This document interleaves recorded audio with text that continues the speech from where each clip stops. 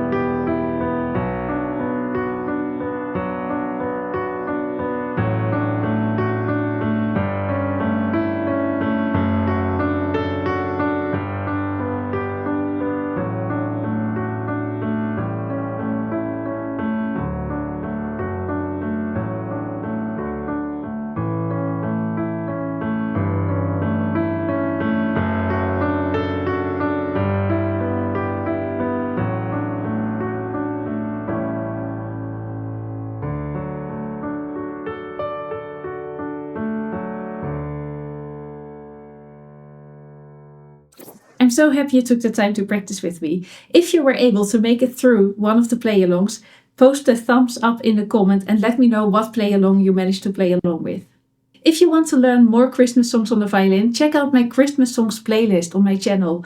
I have so many more fun Christmas songs for you to practice. And before you leave, don't forget to subscribe and hit the bell for notifications. I have another great tutorial coming up next week that I think you will love to practice with.